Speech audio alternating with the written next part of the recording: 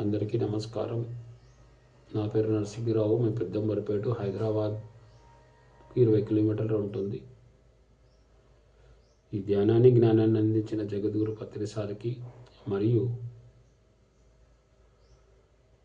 ఈ వీడియో వింటున్న ఆత్మబంధువులందరికీ కూడా నా ఆత్మ ప్రణామాలు. మరి ఈ 18 ఆదర్శ సూత్రాలలో ఫస్ట్ అయినది సాధన, ఇంకొకటి రెండవది సాధ్యాయం,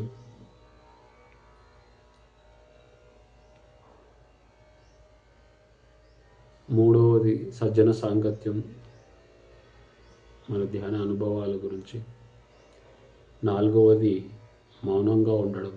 నువ్వు మౌనంగా ఉండడం వల్ల మరి నీ ఎదుటి మనిషి ఏం మాట్లాడుతుండ అనేది అర్థమవుతుంది. ఐదవది పౌర్ణమి, అమావాస్యల్లో మరి ఎక్కువ ధ్యానం చేయడం, గంటలు ధ్యానం చేయడం. ఆరవది పిరమిడ్లని ఇంట్లో పిరమిడ్లు నిర్మించుకోవడం. ఏడవది అలోపతి మందులకి ఎక్కువ అది చేసుకోకపోవడం. ఎనిమిదవది గుడ్డుతో సమానం, గుడ్లు కూడా మాంసం ఏది తినకపోవడం. తొమ్మిదవది ట్రెక్కింగ్. మరి 10వది వేషధారణ లేకుండా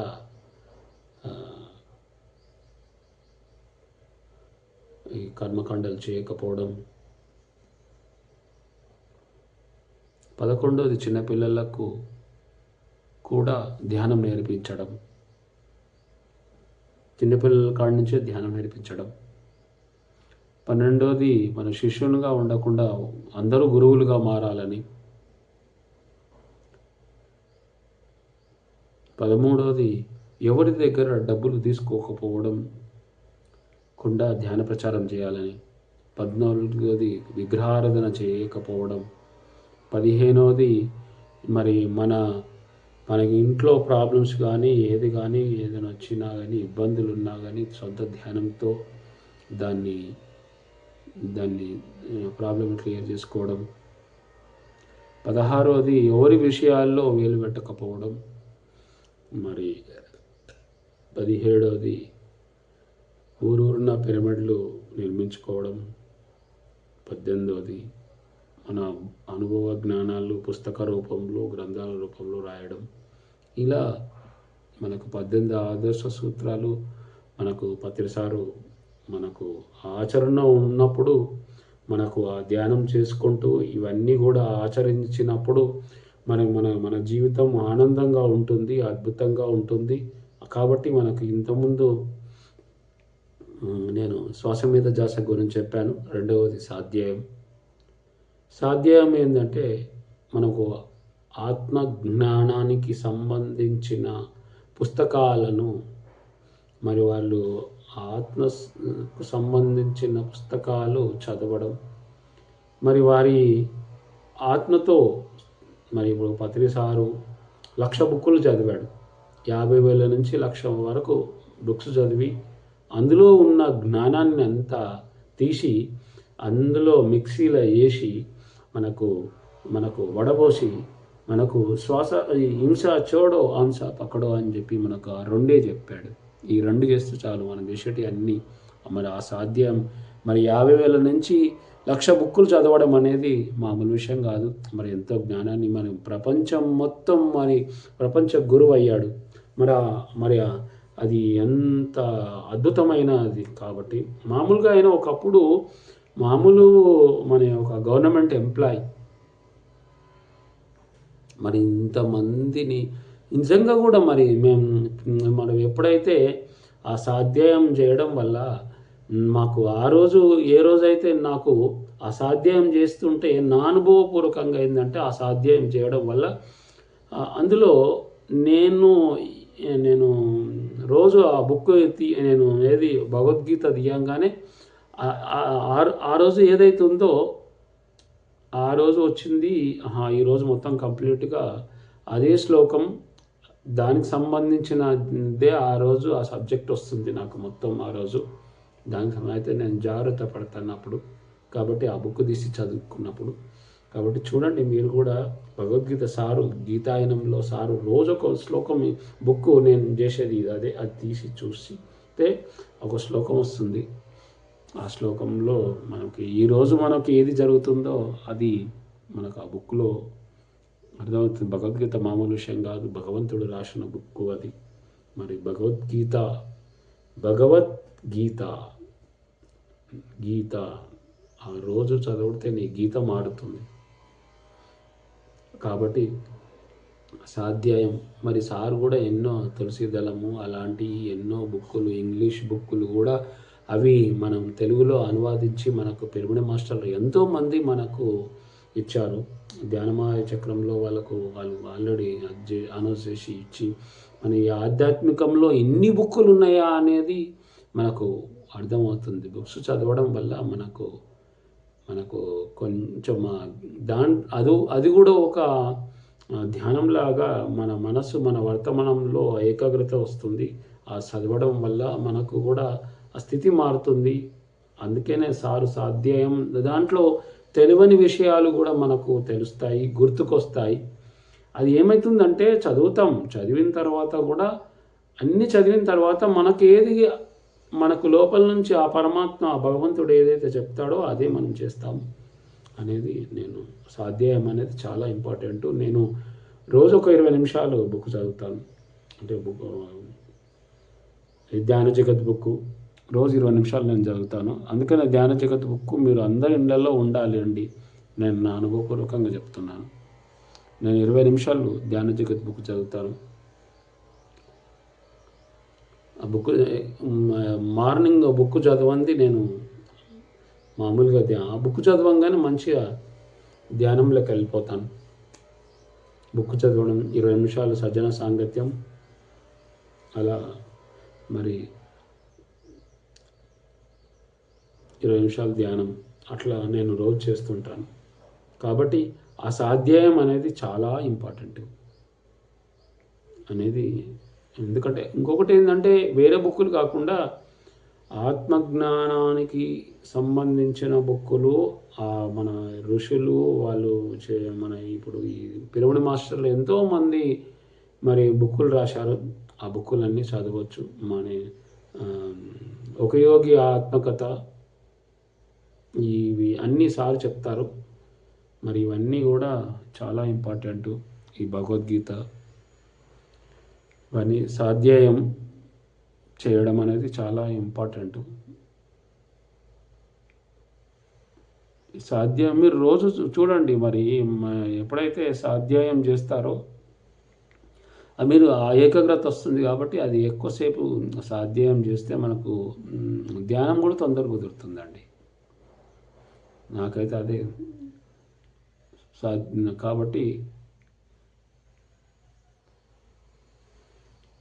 మరి పిరమిడ్ మాస్టర్లు కూడా మరి బుక్స్ రాయడం అనేది మామూలు విషయం కాదు.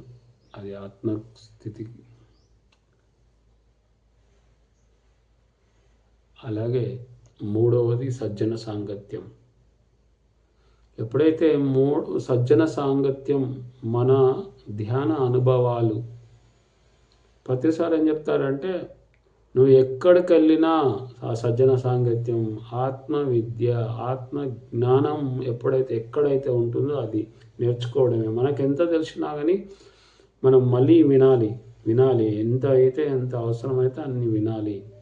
ఇప్పుడు ఎప్పుడైతే వింటామో అది ఒక్కసారి కాకుండా మళ్ళీ ఇంకొకసారి, ఇప్పుడు ఎంత నేర్చుకున్నా ఎంత తెలిసినా కానీ మళ్ళీ వినాలి అనేది నేను తెలుసుకున్న విషయం. ఎందుకంటే ఎప్పుడైతే ఒక సబ్జెక్టు గంట చెప్పినప్పుడు దాంట్లో ఏదో ఒక పాయింట్ మనకు అది వస్తుంది, మనకు అర్థం అవుతుంది. అది ఆ ఒక్క పాయింట్ తోటే మన జీవితం కూడా చేంజ్ అవుతుంది. ఇలా ఉంటుందా. అందుకనే రోజు మేము జగద్గురు పత్రిజీ పిరమిడ్ ధ్యాన మందిరంలో రోజు సాంగత్యం అవుతుంది. రోజు 20 మంది వస్తారు. ఇక్కడ రోజు గురువులు వస్తారు. ఇక్కడ మాకు రోజు సజ్జన సాంగత్యం జరుగుతుంది. మళ్ళీ ఇక్కడ భగవద్గీత ఇప్పుడు వెంకటరెడ్డి సారు ఫస్ట్ 6 అధ్యాయాలు చేసిన తర్వాత ఆయన కెనడా వెళ్ళాడు. మళ్ళీ వచ్చి ఇప్పుడు 11వ అధ్యాయం కూడా అయిపోయింది. 12వ అధ్యాయం స్టార్ట్ చేశాడు. అయితే అది మనకు వెంకటరెడ్డి సార్ చెప్పిన తర్వాత నాకు కూడా చాలా ఈజీగా నాకు ఈ శ్లోకాలు చెప్పడం, మామూలుగా ఒక స్థితి వచ్చే వరకు ఆ శ్లోకాలు నోటికి రావండి. తర్వాత ఆ శ్లోకం చెప్పడం, మళ్ళీ ఆ శ్లోకం అర్థం కూడా చెప్పడం అనేది అది ఒకటి. అది ఎప్పుడైతే సజ్జన సాంగత్యం మరి ఇక్కడ రోజు మరి ఇంకోటి ఏంటంటే బయట నుంచి మనకు ఎంతోమంది గురువులను కూడా తీసుకొచ్చి మనం రోజు భగవద్గీత జరుగుతుంది. మళ్ళీ అట్లాగే మేము మధ్యలో వేరే పిరమిడ్ మాస్టర్లను పిలిపించి, మామూలు గురువులను పిలిపించి మనం ఇక్కడ క్లాసులు చెప్పిస్తున్నాం. మరి అందరూ కూడా ఇక్కడ 20 నుంచి 30 మంది రోజు ఇక్కడ ధ్యానం ఉంటుంది, సజ్జన సాంగత్యం ఉంటుంది అని చెప్పి అందరూ రావడం మనకి సాయినగర్ కాలనీలో జగద్గురు పత్రిజీ పిరమిడ్ ధ్యాన మందిరం కాబట్టి అద్భుతంగా మాకు ఇక్కడ మాకు జరుగుతుంది. అందరూ స్థితి కూడా మారింది. ఒక్కొక్కరు కూడా చాలా వాళ్ళ పరిస్థితి కూడా చేంజ్ అయింది. స్థితి ఎదిగారు. ఎంతోమంది గురువులు మా దగ్గరికి ఇక్కడ జగద్గురు పత్రిజీ పిరమిడ్ ధ్యానం రవి సార్ అని, వెంకటేశ్వరరావు సార్ అని వాళ్ళు రెగ్యులర్గా వచ్చారు. ఇప్పుడు రవి సార్ అని ఆయన్ని ఎప్పుడూ 2-3 ఇక్కడ గురువులు ఉంటారు. మళ్ళీ వెంకటరెడ్డి సార్ లేకపోయినా ఇంకొకరు రెడీగా ఉంటారు. మరి అంత అద్భుతంగా సజ్జన సాంగత్యం అంటే మరి ఇక్కడ అందరికి వస్తున్నారు కాబట్టి పత్రి సార్ అందుకనే ఎక్కడ సజ్జన సాంగత్యం జరిగినా వెళ్ళి వినాలి అని చెప్పి సార్ చెప్పాడు. నిజంగా కూడా సజ్జన సాంగత్యం నేను కూడా భీమవరంకి వెళ్ళినప్పుడు మరి అక్కడ తటవర్తి రాఘరావు సారు, రాజలక్ష్మి మేడం మరి మాకు ఫస్ట్ రోజు 1 గంట ధ్యానం, 1 గంట సజ్జన సాంగత్యం, మళ్ళీ రెండో రోజు ఒక 2 గంటల ధ్యానం, 1 గంట సజ్జన సాంగత్యం, మూడో రోజు 3 గంటల ధ్యానం, 1 రోజు 1 గంట సజ్జన సాంగత్యం చేసుకుంటూ ఆ సజ్జన సాంగత్యం అనేది ఆ వినడం వల్లనే విని మళ్ళీ మమ్మల్ని చెప్పడం స్టార్ట్ చేయించాము. అట్లానే మేము కూడా సజ్జన సాంగత్యం ఎక్కడ ఉన్నా కానీ ఆ ఆత్మజ్ఞానం అసలు వినడం అనేది మాకు అలవాటు అయిపోయింది. అది ఎందుకంటే సజ్జన సాంగత్యం అనేది చాలా గొప్పమైన విషయం. మనం ఇంకొకటి ఒకరి అనుభవాలు తెలుసుకోవడం, ఆ అనుభవాల వల్ల కూడా మనకు అమ్మ ఇలా ఉంటుందా, మరి అది ఇలా ఉంటుందా జ్ఞానం. అందుకని జ్ఞానం ఇప్పుడు సజ్జన సాంగత్యం అంటే జ్ఞానాగ్ధ దద్ద కర్మాణం. ఎప్పుడైతే జ్ఞానాన్ని సంపాదించి ఆ జ్ఞానాగ్ధ దద్ద కర్మాణం అంటే సజ్జన సాంగత్యంతో ఎక్కువ మనకు ఆ జ్ఞానాన్ని వస్తుంది. వినడం వల్ల ఆ జ్ఞానం మళ్ళీ ఎప్పుడైతే మన కర్మలు కూడా తొలగిపోతాయి, మన లోపల ఉన్న సంచిత కర్మంలో ఉన్న దూది కూడా ఈ జ్ఞానం ఎప్పుడైతే సజ్జన సాంగత్యం చేసుకుంటూ మనం ఎప్పుడైతే దాన్ని మరి ఆ జ్ఞానం సంపాదిస్తామో మెయిన్ అదే జ్ఞానమే అది అంటాడు సారు. ఇప్పుడు జ్ఞానాన్ని సంపాదించాలి. ఆ జ్ఞానాన్ని సంపాదించి మనకు అక్కడ ఆ కర్మలన్నీ కూడా సంచిత కర్మంలో కూడా ఈ మెరుపోయి అక్కడ పోయి ఆ దూదిలో మరి ఆ సంచిత కర్మలు కూడా అన్నీ కాలిపోతాయి. ప్రారంభ కర్మలు, ఆగమ కర్మలు అన్నీ మరి ఈ జన్మలోనే మనకు అవకాశం ఉంది. ఎప్పుడైతే ఈ సజ్జన సాంగత్యం ఆ జ్ఞానం సంపాదించినప్పుడు మనకి ఈ జన్మలోనే మనకు అవకాశం ఉంది. మరి జన్మలో కూడా మరి గురువు వస్తాడన్న నమ్మకం లేదు. మరి ఎన్నో జన్మలు తీసుకున్నాం. మరి 300 జన్మలు తీసుకుంటేనే 300కు పైన 400కు పైన జన్మలు తీసుకుంటేనే ఆ పత్రిసారి లాంటి గురువులు దొరుకుతారు. మరి మనకు ఈ జన్మకు మనకు పత్రిసారి దొరికారు. మరి పిరమిడ్ ధ్యానం మరి కాబట్టి మరి ఇప్పుడు ఇక్కడ మనము ఎప్పుడైతే మనము ఈ సజ్జన సాంగత్యం వల్ల మన కర్మలు తొలగిపోతాయో, గత జన్మల కర్మలు మొత్తం అన్నీ తొలగిపోయి అప్పుడు మన జీవితం ఆనందంగా జీవించడానికి మనకి సజ్జన సాంగత్యం. మళ్ళీ ఇంకొకటి ఏంటంటే నేను ఊరూరు తిరిగి కూడా నేను సజ్జన సాంగత్యం చెప్పడం స్టార్ట్ అయింది. మరి ఆ జ్ఞానం పంచితేనే పెంచబడును అని సార్ చెప్పారు. మామూలుగా అయితే ఎప్పుడు మనం గుర్తుకుండదు. ఎవరైనా అది గుర్తు చేస్తేనే మనకు దానికి సమాధానం వస్తుంది. అది సజ్జన సాంగత్యం వినడం వల్లనే మనకు ఆ ఆత్మజ్ఞానం మరి వస్తుంది అనేది ఇంకోటి.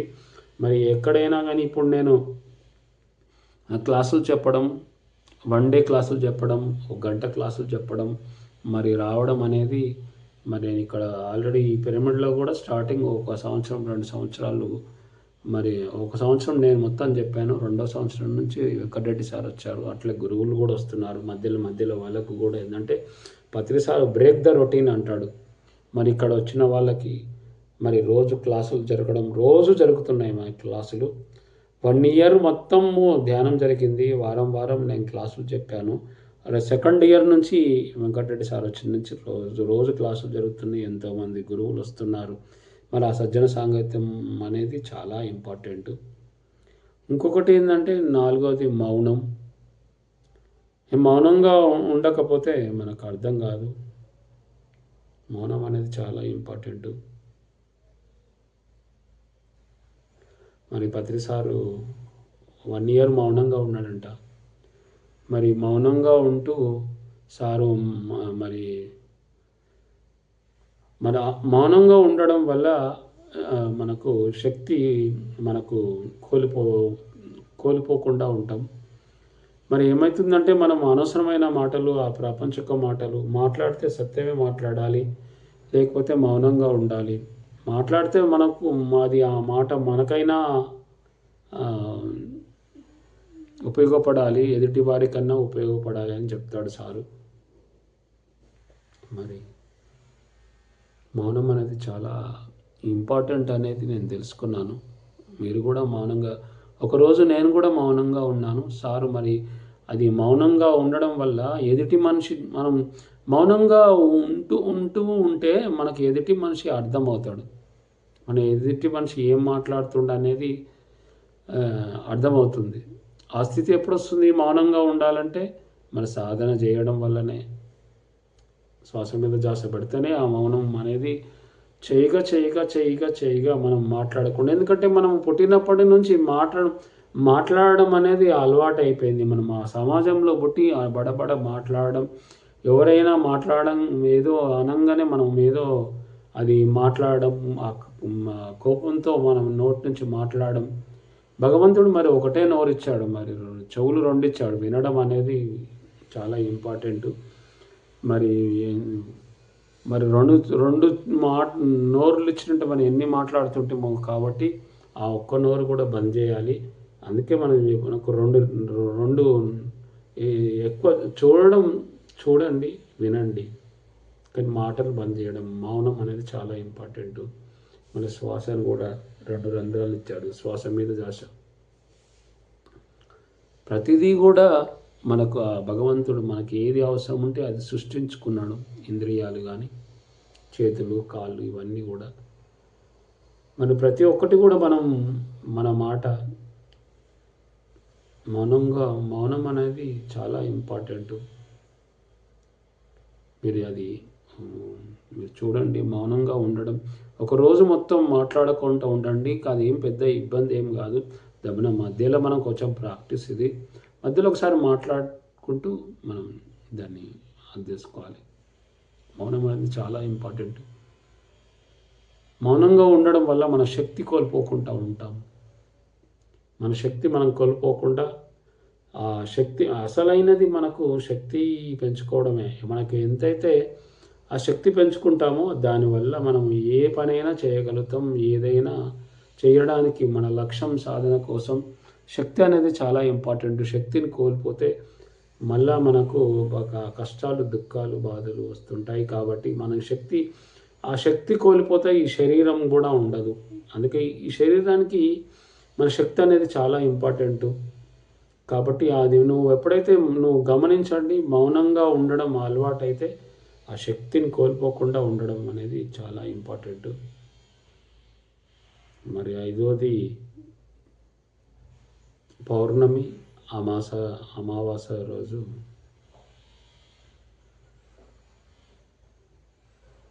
ఎక్కువసేపు ధ్యానం చేయడం. ఎందుకంటే పౌర్ణమి రోజు చూడండి, ఆ గ్రహాలు మన పైనుంచి గ్రహాలు మనకు దగ్గరకు వస్తాయి అని చెప్పి సార్ చెప్తారు. నిజంగా కూడా ఏమవుతుందంటే నేను దాన్ని గమనించాను. హాయిగా ఆ రోజు ఎంతసేపు అయినా కళ్ళు మూసుకుని ఉంటే హాయిగా కళ్ళు తెరవబుద్ధి కాదు, ఎక్కువసేపు ధ్యానం. మరి ఆ పౌర్ణమి రోజు చేసే ధ్యానం వల్ల ఆ 15 రోజులు అమావాస్య వచ్చే వరకు ఆ శక్తి ఉంటుంది అనేది నాకు అర్థమైంది. మరి ఇప్పుడు మామూలుగా పౌర్ణమి రోజు అమావాస్య రోజు ధ్యానం చేసుకోవడం అంటే, ఇప్పుడు మనము ఇక్కడ నుంచి బొంబాయి పోవాలంటే మనమే ట్రైన్ ఎక్కువ ఫ్లైట్లో ఎక్కడో పోవాలి. మరి అక్కడి నుంచి ఎవరైనా ఒక వ్యక్తే వచ్చి మన పని కంప్లీట్ చేసుకుందని చెప్పి వస్తే అది ఎలా ఉంటుంది? అలాగే మనకు అవసరమైన శక్తి మనకు గ్రహాలు దగ్గరికి వస్తాయి పౌర్ణమి రోజు, అమావాస్య రోజు. ఎక్కువసేపు గంటలు గంటలు గంటలు గంటలు గంటలు ధ్యానం చేస్తే మనం అక్కడ 15 రోజులు మనకు అవసరమైన శక్తి కూడా వస్తుంది అనేది మనకు సార్ చెప్తారు కూడా. మేము ఇంకోటి కూడా మేము చేస్తున్నాము కూడా. అది గంటలు గంటలు ధ్యానం చేయడం, ఆ రోజు నైట్ మొత్తం ధ్యానం చేయడం, మనకి ఎంత వీలైతే అంత ధ్యానం చేయడం. తొందర ఏమీ లేదని చెప్తారు సారు. మీకు ఎంత వీలైతే అంత ధ్యానం చేయండి. దీంట్లో తొందర ఏం లేదు. లేదంటే ఇప్పుడు కాకపోతే రేపు కాకపోతే సంవత్సరం తర్వాత, లేదంటే మళ్ళీ జన్మ. చెప్పే వరకే మన పని. కాబట్టి ఇప్పుడు కాకపోతే మళ్ళీ జన్మలో సారే చెప్తారు. మరి ఈ జన్మ లేకపోతే మళ్ళీ జన్మలో అయినా రావాల్సిందే. తమో గుణ, రజోగుణ, స్వాతిక గుణం, శుద్ధ సాత్వికం. స్వాతిక గుణంలోకి వచ్చేదాకా ధ్యానంకి రారు. తమో గుణం అంటే మానవుడు ఫస్ట్ ఖానా పీనా సోనా, తాగడం, తినడం, పడుకోవడం, ఇదొకటే కుంభకర్ణులాగా. మరి రజో గుణం అంటే నేను చెప్పింది కొంచెం ఎదుగుతాం.